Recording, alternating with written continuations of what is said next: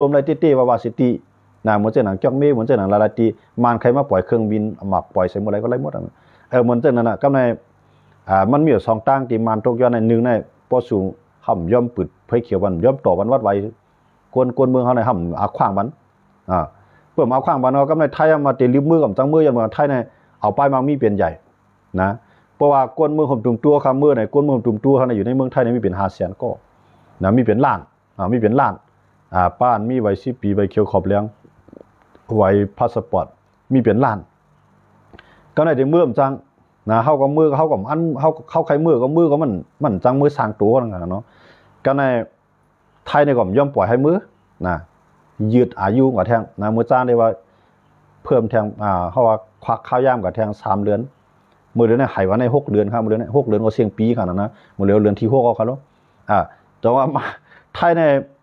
เพราะว่าไทยในยืดกับเจ้าหน้าที่เลยมันเนี่ยย่อมโตวันในไทยในได้เรียกรายวัดไว้ทั้งเมียวนะที่เฮ็ดปันไว้เมื่อเจ้านังอยู่ในเมืองไทยเหมือนเจ้ามือกาปวนมาในไทยนำได้ถามมาในกัมครับนะเหมือนเจ้านังมือปานจอมพ่อเราทักษิณมือปาน47 49ครับเนาะมือปานนั้นมันเฮ็ดปันไว้ก้อยกับมื้อนั้นได้มันออกพื้นที่ไรมันมีไว้สีของกันแกหมอกพื้นที่ไรแต่ละอยู่จอมปอเลี้ยงไผปอเลี้ยงมาไหนอยู่ในจีเวียงไรจีเวียงนั่นไหนบอกไรพวกออกก็ในที่ไรกว่าจอมปอเลี้ยงมีเลี้ยงนี่ไหนก้อยกับไหว้หลังมาปานนายกอภิสิทธิ์เวชชาชีวะขึ้นมาเนี่ยมันจอมหันว่าตากวนต่างเล่าต่างเมืองใช่ไหมตีกว่าอะไรต่างตีกว่าอะไรกูจีเวียงกว่าเหตุการณ์อะไรหนังหึงเงินในตีไหลมาหนังหึงเงินในตีกวนเหตุการณ์เหตุงานในพวกตีจังเหตุอะไรกูตีเนี่ยมันเหตุมันพาสปอร์ตเนาะกำไรกว่าอะไรกูเวียงกำไรกว่าอะไรกูตีในเมืองไทยเนี่ย77 ตัวเนี่ยกว่าอะไรกูตีนะว่าเสจอมพ่อหลวงอภิสิทธิ์เวชชาชีวะขึ้นมาเนี่ยมันจะมาเหตุปันกำไรถึงปานลุงตู่มาเหตุแทงนะมาเหตุแทงมือปานลุงตู่มาได้กำไรมันจำใจมานะย้อนเบอร์สั่งลุงตู่ในจำใจมันย้อนเบอร์นายกลุงตู่นะในจอมพ่อของลุงตู่นั่นเนี่ยมันยึดอานาพอยึดอานาในจัดจึงลุงผ้าเขายู่โดความยอมรับเตียกหนีให้มันคลายอานามันสิเลือกตั้งได้ก้อยกากำลืนมันก็ยอมเลือกตั้งค่ะเลือกตั้งยึดอานาครั้ง4 ปีว่า4 ปีขึ้นมีเลือกตั้งก็มันวางแผนไว้ไปขึ้นเอาก้นมันขึ้นมาขึ้นมันอยู่กับอะไร8 ปี 9 ปีทั้งเสียงเนาะข้ายามจอมพ่อของลุงตู่มาอยู่นั่นไหนมันนี่อะไรเนี่ยมันยอมอุบโอ้กันตั้งซึกมันนะอุบอ้วนตั้งซึกมันเพราะว่าสู่ใครเอากวนเฮาเฮ็ดไหวเมืองสู่ก็ให้พิสูจน์สัญชาติเนาะหมายถึงว่าเป็นกวนที่ไรเป็นกวนกัมพูชาเนี่ยเป็นกวนลาวเนี่ยเป็นกวนเมืองห่มตุ่มตู้เนี่ยกวนเมืองมันเมืองใต้เท่านั้นค่ะเนาะเฮ็ดทองพิสูจน์สัญชาติเนี่ยกำเริบชุดมาเจือนอันมันปืนเฮ็ดรุ่นเก่าเมื่อปานจอมพ่อหลวงอภิสิทธิ์เวชชาชีวะนั้นมันได้ใจสีฉ่อมค่ะเนาะใจสีฉ่อมเมื่อนั้นเนี่ยเข้ามาใส่จือใหม่หมดในเมืองไทยเนี่ยนะใจจือเมืองเขาย้อนเบื่อห่ำไรใจมาปงกินห่ำไรใจเองทองสู้นะก็ถึงปานลุงตู่มาในลุงตู่ในมาเฮ็ดพาสปอร์ตสีเขียวก็การได้ไรพิสูจน์สัญชาติเนาะหมายถึงว่าได้ไรลาดว่าเขาเป็นคนเมืองไหลเป็นคนเมืองลาวในกัมพูชาในเมืองตุ่มตู้เนี่ยก็เลยไม่กำไรใจมาปงกินกำไรพาสปอร์ตเขาอันเก่าแฮะต้านหมายในจื้อมันเหมือนกันเนาะเขามาอยู่เมืองไทยเนี่ยเขามาใจไหวดังเมืองไทยใส่จื้อดังเมืองไทยหมดแล้วนะสวมศักดิ์ว่าสวมชายว่าให้แนวกับหมดเรากำนันนะกำไรถึงว่าป่านั้นได้ขึ้นปีนหมดแล้วนะใส่จื้อเมืองเขาอ่องเกียวว่าอ่องอู้ว่าให้ในใส่จื้อมันก็ใจนั่นให้ในเนาะมาใส่จื้อดังจื้อในเมืองเขาหลายๆกำนันนะแต่ว่ามานมาเฮ็ดมานเลยลุงตู่ได้ขึ้นยิบมือกันเพราะว่าลุงตู่เวมานมายิบมือกันไหนกำไรลุงตู่ว่ากูปีนะเฮ็ดไว้เด้เฮ็ดไว้อันหมายนี่ย้อนเมืองเป็นไล่ตาเข้าวัดเมืองเขาเนาะย้อนเบอร์ว่าการต่อสู้อันตั้งการเมืองเขานะมันต่างตามันโตขำย่อมภาพรายการกล้าการขายลุงตู่ในรถตรงแห้งหนาล่าเนี่ยมันก็เอาล็อกไล่ทั้งในเอากวนเมืองมันเมืองตุ่มตู้ในเขามาได้นะยาวก็เต็มมีตกลงตั้งซึกมันลอง MOU มันก็เลยกินพ้องไทยก็เลยกินพ้องให้ไหนตกลงกัน MOU กำในมันถ้าว่าให้เฮ็ด MOU มดๆเนี่ยมาในตกลงทุกย้อนมาทางกันนะให้กูก็ในเฮ็ด MOU มดๆเนี่ยก็กับเมืองไทยเนี่ยไปย่อมนั่นเก่าก็กับไทยเนี่ยก็ไทยกว่ากำละร้อยเงาะนะกำในแฮมไทยก็ย่อมตีๆนั่นขนาดเนาะแต่ว่ามาในปีกอะไรก็ไหนนะเพราะว่าใครเฮ็ดก็ให้มาอยู่เมืองเฮาเนี่ยขึ้นมาเฮ็ดขอตกลง MOU ว่าเนี่ยหมายถึงว่าขอตกลงตั้งหลวงปองจึงไทยได้หลวงปองจึงมั่งนะตั้ง2ฝ่ายได้รับผู้จ้อมตั้ง2ฝ่ายได้มีฉุนไล่มีขอตกลงนั่นน่ะขอตกลงขอลงลายมือกันนั่นขนาดเนาะ MOU นั่นขนาดเนาะคอมมันแกนกันเนาะความใต้ได้เลยเฮาว่าคอมมันแกนกันจังว่ากวนให้เฮาในเข้ากันในที่ไรสร้างขอนมันเมืองมันก็หือยาวก็ไทยมันที่ไรก็หือ เจ้าไหนมันมีข้อตกลงกันเจ้าไหนจังว่าใครมาในใครเฮามือมันมัวได้มือเฮ็ดหมู่อยู่ขึ้นเข้ามาก็ว่าการดีๆเข้ามานั่นมันเหมือนหนังอันที่มานอันมันเหมือนหนังอันที่ไทยเขาใครมันเปลี่ยนเขาโลนอมานเขาได้เมื่อเนี่ยมันก็ใครปล่อยมาน่ะนะยันมาหลวเฮ็ดซึกน่ะมาพวกตายก็ลองสู้อ่ะอึบก็ลองของสู้อ่ะมานั่นเป็นจังไหนเขาโลไทยในเขาบ่ได้บ่จังนั้นเขาไทยในเป็นจังมากก็อย่าไปให้ตุ้มตื้อดอกคนเมืองเขาต่อให้เขายึดเมืองอ่ะก็อย่าป้ายบางมีนั่นตุ้มตื้อกันในสิต้าก็อย่าไปให้มันหนาแห้งหนาละให้คนเมืองเขานั้นมันมีลองอยู่ไรนั่นขนาดเนาะแต่ว่าเปิ้นให้เมืองเปิ้นขึ้นใหญ่มือเลยในมานั่นได้มันใครทำมืออยู่เมืองปุ่นมุนมัวไถกำนะมืออยู่เมืองปุ่นมุนมัวไถพวกกวนหนุ่มก็มันได้คัดไว้ปันมากวนเท้าใครมาก็มาล่ะเป็นสร้างมันใครจังได๋ก็ก้อยกับไทยน่ะยอมขนาดเพราะมือเฮ็ดนั่นแน่บ้านบางมีของไทยเขาในตัวก็นะย้อนเบิ่เฮามาอยู่เมืองไทยเฮามาอยู่มากินมาสร้างขวัญน่ะเนาะเฮามีโทเฮาเอาโถมหิ้งเขามีกาเขามีลวดเครื่องเฮาขาดเคลื่อนอยู่เฮาจ่ายเฮาซื้อเขาสารน้ำมีน้ำมันกูซื้อก็รอเขาซื้อในเมืองไทยในหมดอ่ะนะมันเปลี่ยนรายดอนแต่เมืองไทยเอาเงินในมาของว่าเงินหมุนเวียนนั่นขนาดเนาะเอาเงินในมาจ่ายในออกท้องก้อนนึงเอาขึ้นเข้าท้องก้อนนึงเนี่ยบอกว่าเงินหมุนเวียนเนี่ยมันเป็นเงินตัดจ่ายเนี่ยในไทยเขาคนก็กำในไทยก็ย่อมมันก็ย่อมไทยในขยะหมดเลยนะมันในพวกสุ่มย่อมก็ห้ามต่อบันนะพวกใครเขาต่อบันวัดไวเจื้อนกับอยู่เมืองคุณก็มันว่าคือมันว่าให้จ่ายเงินปันมันให้ไทยจ่ายเงินปันมันไทยย่อมจ่ายแค่นั้นพวกไทยย่อมจ่ายก็หมดเลยในไวก็มันก็ย่อมตอกวันนะนำย่อมตอกวันให้ย่อมตอกจุ้มบันนะก็ผมจังเฮ็ดพวกผมจังเฮ็ดก็ไทยก็จีแข็งไว้ในไทยก็ยืนอายุกับแท่งนี้นะมือเหลียวในมันตุ้มถามว่าจังตุ้มเตื้อแห่งการยันมือในตุ้มเตื้อนะดูกาเฮ็ดบัตร ATM ดูกาปืนธนาคารดูปืนบัญชีหยาบอ่ะกำในไวลวดไวก้าเฮาหมดหยาบแท้งอ่ะนะแต่ว่าในก็เป็นไรมันตุ้มเตื้อไผล่ะตุ้มเตื้อดอกก้นมือตุ้มตู้เฮาค่ะนั่นขนาดเนาะของว่าย้อนเบื้องนะไวเฮาก็หมดอายุกับเฮาก็ไม่ดูการลงไปมันก็ว่ามีเนียมเลียดตำรวจรีดไทยแท้งกินแท้งนะตำรวจบ่เฮ็ดแท้งลายก็เขาก็นะพวกกะบ่ไปในพวกมีเนียมเลียดบ่ญาติตำรวจมันก็เสียเป็น 4-5,000 ค่ะตำรวจเขาเฮ็ดกินว่าคำลานกับทางตีต่างๆซี่เนี่ยจังว่าปลูกป้านเนียมเลียดกว่าเพราะเนียมเลียดนั่นปองว่าเฮาเลยต่ออยู่ยาวก้อยกะตั้งเหนือมันในมันไปปืนไผเขียวในเฮาไปจังเฮ็ดก้อยเนี่ยมันหนีผาหางว่าจังได๋แต่มันก็ฮู้เกิดถามว่าใจอะไรเปิ้นเอาเปิ้นยืดอายุปันเท่าเนี่ยอำป้านเนียมเลียดมันติดโตนะเนียมเลียดตีไทยเขาออกปานนั้นค่ะนะมันย่อมมันย่อมลงลายมือปันนะมันย่อมลงลายมือตัดเฮ็ดปันก้อยกะไทยเขาย่อมออกปันปองว่านี่ซักเสมันว่าเขาเลยต่อไว้ว่าเนี่ยกว่าไรกูเตียวในเมืองไทยเนี่ยนะหลายจีตอนเอากว่าไรอยู่ก้อยกะใต้เฮามันโกมันถ่อมขาวถ่อมงามถ่อมไตถ่อมเนยก็ฮู้ว่ากว่าให้นั่นก็เอาพาสปอร์ตเนี่ยมันก็มันอันที่หลังไล่นะเอาพาสปอร์ตได้เอาไว้สิของมันในกว่าให้นั่นก็เนียมเลียดอันเขาเลยต่อซักมันนั่นเอากลับป้ายเนี่ยกับญาติตำรวจเอามาเลย 3,000 เอามาเลย 5,000 จังเหือก็เลยปานเอากับนั่นจังมั้งบ่สมมุติอายุอันนั้นเนี่ยพอสุมปันก็ตกคอกอ่ะเปิ้นหลอกแท้นะตำรวจนั้นบ่หลอกนะโลกว่าแท้แต่ว่าในก็พังพี่น้องคนเมืองใต้ก็กว่าทั้งหลายในย้อนไว้เหมือนมันห้องว่าเอกสารนั้นป้าติดตัวกับพาสปอร์ตทั้งสิ่งรายงานตัวนั้นก็อย่าไปบ่นว่าว่าทั้งหมดอายุรายงานตัวใจดูรายงานตัวมันแท้เนาะอันนี้ก็ฝากคนเมืองใต้เขาซื้อมาอยู่เมืองไทยเขาเนาะย้อนบ่จังได๋ดอกว่ามันในใครรายเงินเฮาไว้ตั้งนึงใครรายเฮาบ่เฮ็ดซื้อให้ตั้งนึงจองรายว่าย่อมเฮ็ดปันวัดปันไหวเฮาเนี่ยมันตุ้มตื้ออยู่ก้อยกามจังหือไทยเขานี่ก็ยินกว่าปันข้าวยามมา3เดือนป่นกว่ามื้อเดือนได้ขึ้นยืนกว่าเป็น6เดือนต่อบ่เสียงปีบ่เนาะตึกอยู่กันไรย้อนเบิ่มันย่อมเฮ็ดปานในไทยย่อมเฮ็ดปานเนาะเฮาก็กฎหมายมันก็ครับปักเปิงหมายมีก็ห้องห้ามเขาไว้อยู่นะก็เฮาหลุดเลยมีเนียมเรียนมันไว้ของเฮาไหลโตนั่นขนาดเนาะก็ในบ่เฮ็ดนั่นน่ะ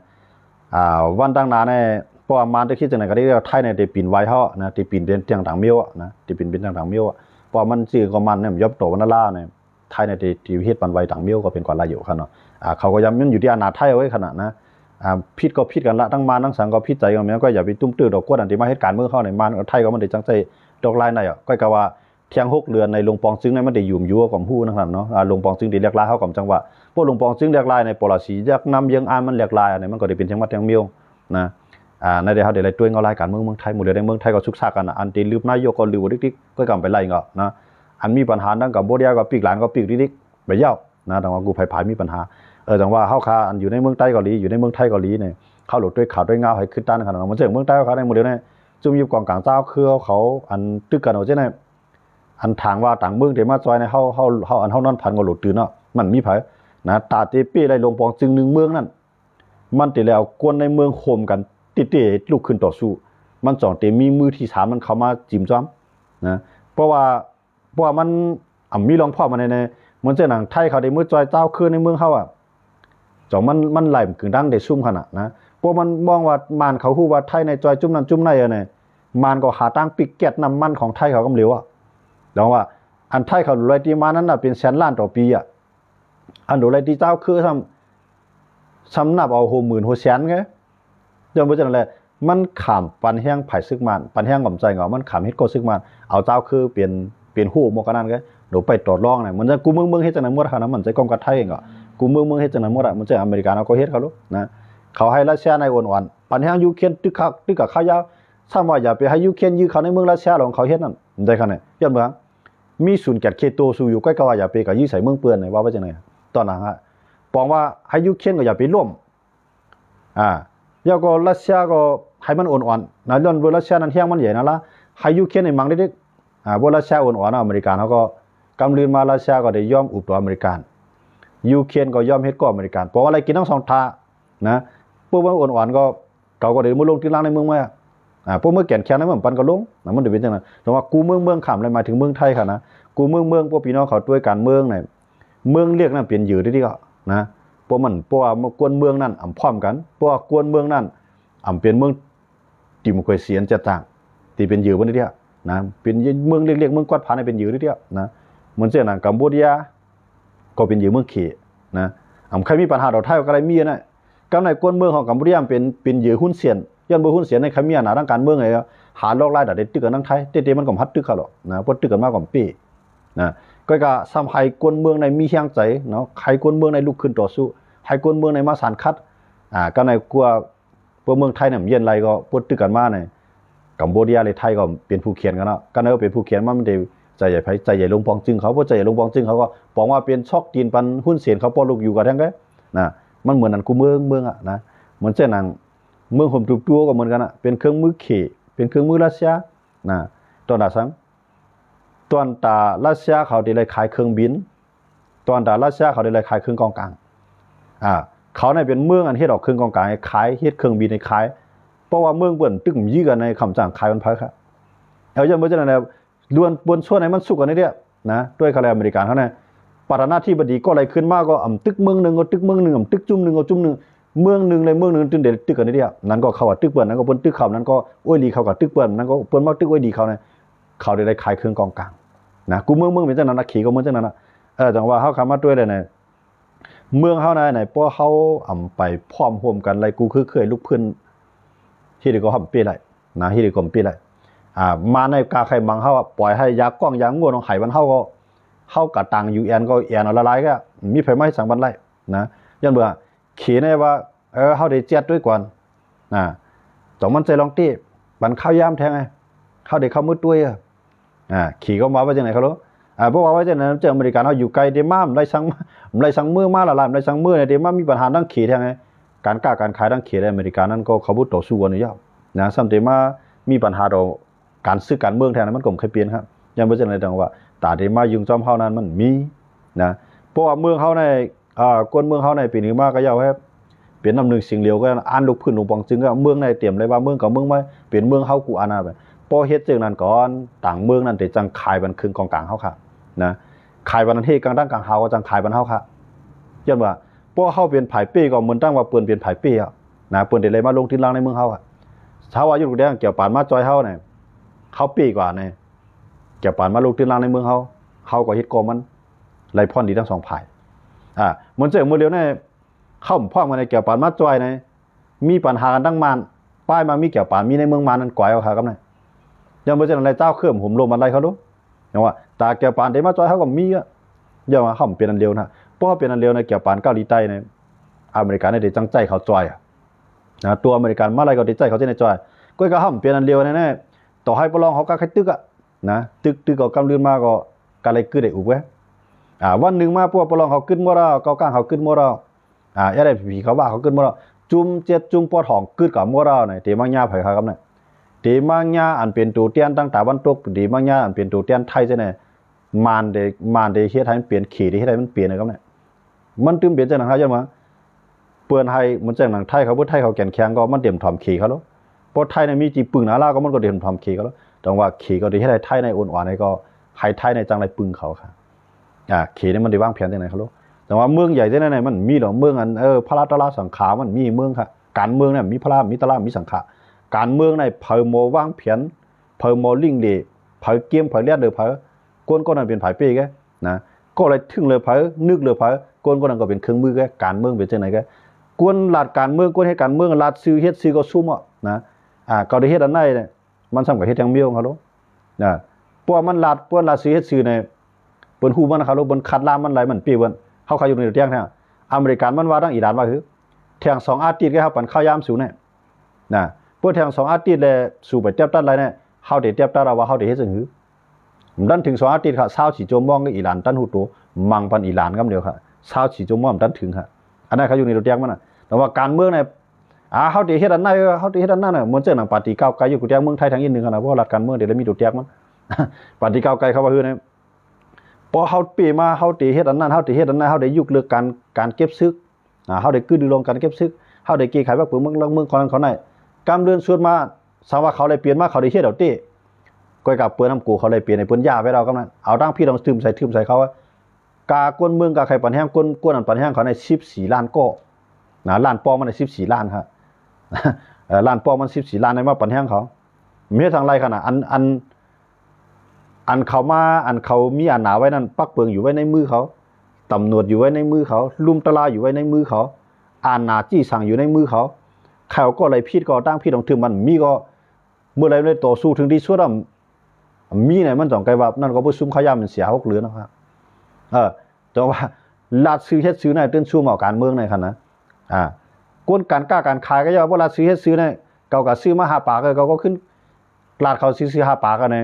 ต่อมันเลยน้ำยันขนาดเพราะมันแค่น้ำยันในเขาซื้อมาเป็น3-4เฮียงกันแน่เขาขายบรรจุ2เฮียง5เขาย่อมันสูน้ำหนาวกว่านั้นแน่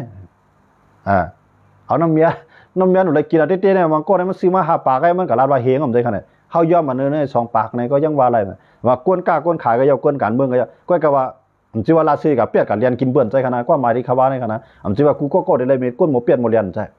ก็กับการเมืองนั่นแหละมันเปียกเรียนก็มันชุ่มนะมันเปลี่ยนเรียนนะมันเปลี่ยนเรียนแล้วนะมันเปลี่ยนเรียนตอนต่ำมันเลยขึ้นใหญ่เขารู้เปลี่ยนเรียนตอนต่ำมันเลยปกป้องคนเขารู้นะการเมืองก็ย่อการซื้อก็ย่อเขาได้ตึกสูงจังนั้นจังไรในโบราณวันได้ตึกมันตึกเพิ่มราดมันได้ตึกก็นั่นนะพอมันได้เฮ็ดเพราะว่ามันราดว่ามันเฮ็ดมันได้เฮ็ดมันได้เป็นจังนั้นฮะการเมืองการซื้อจังไรว่าเมืองอะไรก็ย่อในขี่เขาในว่าเมืองมาในหลูพร้อมกันคนนึงมาในหลูกัดเย็นนะหลูขึ้นอยู่ปักเก่าเบิ่งเก่าเนี่ยขี่ว่ามันหายบ้านเฮาในคนเมืองเฮาในบ่อยู่ยาบ่นะมันอะไรว่าหลูเฮ็ดปักเก่าเบิ่งเก่าได้ขนาดพวกมันหลัดในจัดจึงลุงพาก็เฮาเนี่ยเป็นก้นดีเฮาเนี่ยส่งย่างซื้อกับยากับเก้าพักเนี่ยมันว่าขี่เนี่ยอเมริกันเขาในส่งย่างซื้อกับเมืองกับเฮ็ดให้ปันเมืองสุกซักเนี่ยนี่ทางพี่อเมริกันนะแต่อเมริกันเนี่ยกับมังไปก้นให้ก้นดีขึ้นมีเฮียงอเมริกันเฮ็ดทำนะก้นอันดีก้นอันถูกเตียงก้นอันอ่อนๆให้มันมีเฮียงมีอาหนาแล้วอยู่ดีกินดีแล้วมีลงเพียงเปี้ยงกันแล้วมีปักเปิงรักเมืองห่มง่วมด้วยถึงวันอเมริกันเขากับย่าแบบซื้อก้นเมือกเอาก้นดีมีเฮียงเอาก้นอ่อนๆนั้นมีเฮียงเขยเท่าๆกับเตียงก้นอ่อนๆกับเตียงก้นผานให้เจ้าหน้ามีเฮียงเมื่อเจ้าหน้ามีเฮียงเนี่ยเจ้าหน้าก็หาเงินบนเขาก้นผานก็หาเงินบนเขาหาข้าวหานำเลี้ยงเขาจองว่าขี่คำไรกินทั้ง2ฝ่ายครับอันในโลกล่าเรียนการเมืองของเมืองขี่ครับอันนั้นว่าเขาว่าเพื่อขี่เขาลัดเอาเพื่อนั่งก้นกับผาได้ว่าเขาเนี่ยเสี่ยงการเมืองเบิร์นลองของเปิ้นก็เขาเนี่ยเหมือนอเมริกันเนี่ยกับย่าวันเมืองเปิ้นกับตึกเปิ้นกับปันแห้งจุ่มนั้นจุ่มในให้ได้เปิ้นสุกซักกันเมืองขี่เนี่ยมีเนี่ยขี่ในวันในแล้วเปิ้นลัดเอาเปิ้นลัดต่อจากจุ่มลุงผ้าเขาเมืองขี่เนี่ยทำสงแห้งซื้อกับเมืองเปิ้นกับย่ากับเก้าเผาเฮาการกล้าการขายเป็นใหญ่ก็เนี่ยขี่ในว่าจังไหนเขารู้ก็การกล้าการขายของมันนั่นมันกับปันแห้งจุ่มนึงเตียกจุ่มนึงนะเอาจุ่มนึงไว้ต่อรองแทงจุ่มมันแห้งใหญ่ให้ไหนไล่กินทั้ง2ฝ่ายอันนั้นลองไล่ขี่เฮ็ดครับย้อนเบอร์จังไหนในคำขึ้นในก็เฮาคามาตัวเงาลายกันเมืองเฮาคาในทีเอาในเป็กสมามันรัดแข็งดันคือก็ย่าว่ามันอันถอยเมืองกุดมันถอยมันถอยน้องเขียวในกวนซึกในกูจุ่มกูก็ขึ้นว่าจังไหนตอนตากวนอันอยู่นะซึกเตรียมแห้งใส่ตกก้อยการลองเปลี่ยนเต้มันในคาอยู่ยามว่าจึงก็ตื้นเลยถอยจูกาเจ้าคือไปพร้อมมันกูจุ่มตาได้ตึกเป้ซึกมันในมันตื่นมีเสียงต่างมันครับนะเฮาตัวการเมืองทำใจตัวกำการในเมืองมาในแกนำใจกองการในเมืองดุมตัวเขาในแกเข้าด้วยหลายๆเมืองที่เขาลุกพื้นฉะนั้นกำลื่นมาเย่าเลยลองการโอ้ยเย็นน้องกาขึ้นแกตาได้กลนปังไหลลงปองจึงนั้นมือหลายแล